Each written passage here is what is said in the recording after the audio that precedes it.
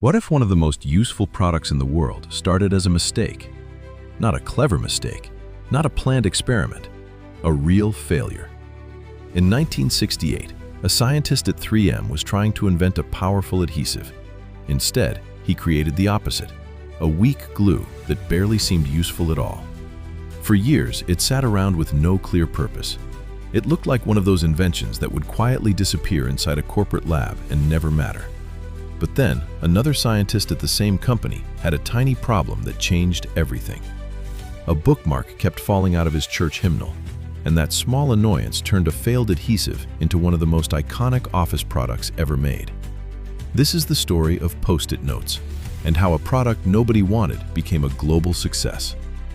To understand Post-it notes, you have to start with Spencer Silver, a 3M scientist working in the late 1960s. His job was to create a strong adhesive for industrial use. That was the goal.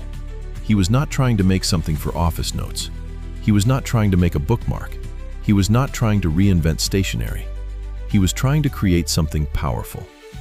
But instead, he discovered a very unusual adhesive, one that stuck lightly, could be removed easily, and could be reused multiple times. From a scientific perspective, that was interesting. From a business perspective, it was confusing. 3M had built its reputation on useful products, but this adhesive did not have an obvious market. It was too weak for a lot of traditional applications and too unusual to fit neatly into a product category. That is where many companies would have given up. They would have looked at the lab result and said, "This isn't what we wanted, so it's a failure." And for a while, that's basically what happened. Silver's adhesive had one big problem. Nobody knew what to do with it. That's an underrated part of the story. Sometimes the product is not the issue. Sometimes the problem is that the company cannot see the use case yet. 3M scientists passed the adhesive around, but the idea did not immediately click. It was strange, it was interesting, but it was not yet essential.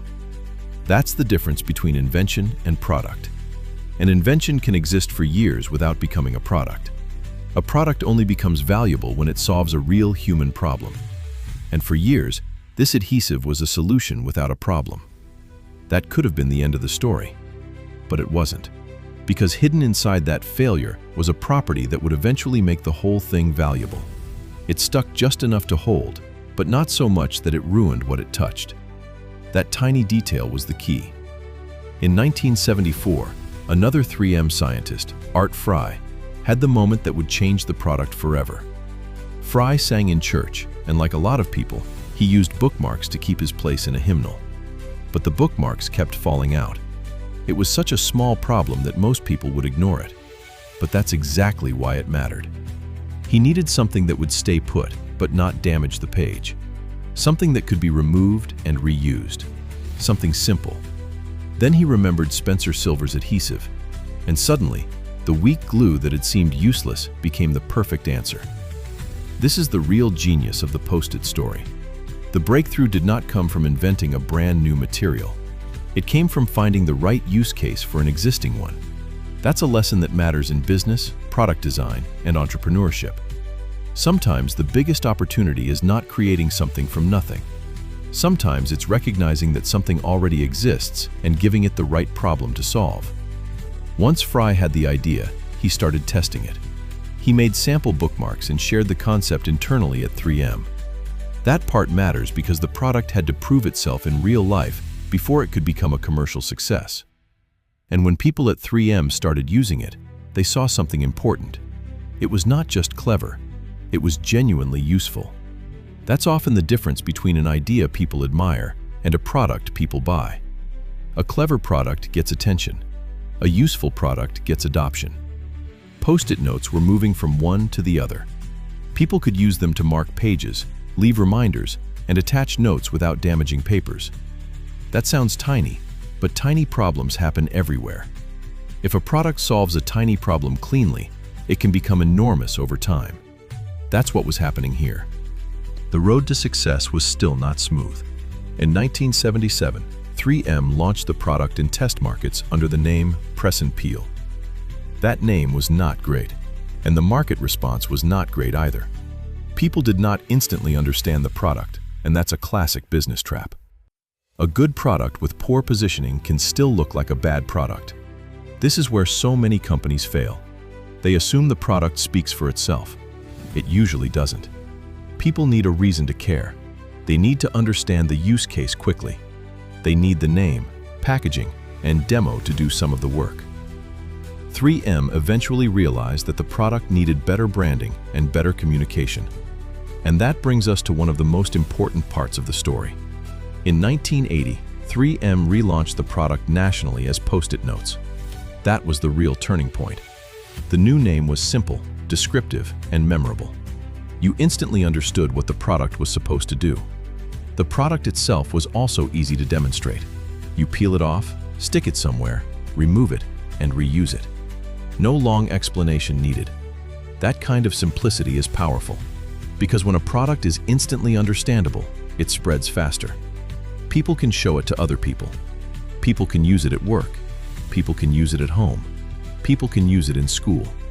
And once the product enters daily life, it stops being a novelty and becomes part of routine. That's when the growth gets real. Post-it notes weren't just a clever office item anymore. They were becoming a habit.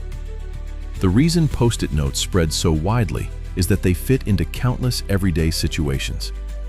You can mark a page, leave a reminder, organize ideas, label something temporarily, move notes around while planning, pass a message without permanent marks.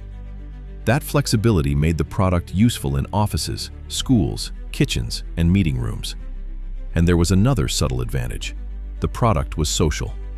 People would stick notes on documents, desks, and walls. Others would see them and ask what they were. That kind of natural visibility helped the product travel. This is a great example of what you might call self-advertising utility. The product showed people what it did just by being used. That is one of the best forms of marketing, because the product does the explaining for you. From a business perspective, Post-it notes were brilliant because they turned a small, reusable material into something that solved an everyday pain point at scale. That matters. A lot of products try to be revolutionary. Post-it notes did not need to be revolutionary. They just needed to be useful enough, simple enough, and cheap enough to become normal. That is a much more durable kind of success than hype. The product also shows the value of internal innovation. 3M did not find the idea by chasing a trend outside the company. It found it by keeping an open mind inside the company. That open-mindedness is often what separates a company that misses opportunity from one that recognizes it early. The Post-it story teaches one of the most important lessons in business. A failed invention is not always a bad invention. Sometimes it just needs the right context. Spencer Silver created the adhesive in 1968. Art Fry found the use case in 1974. 3M launched it in 1980.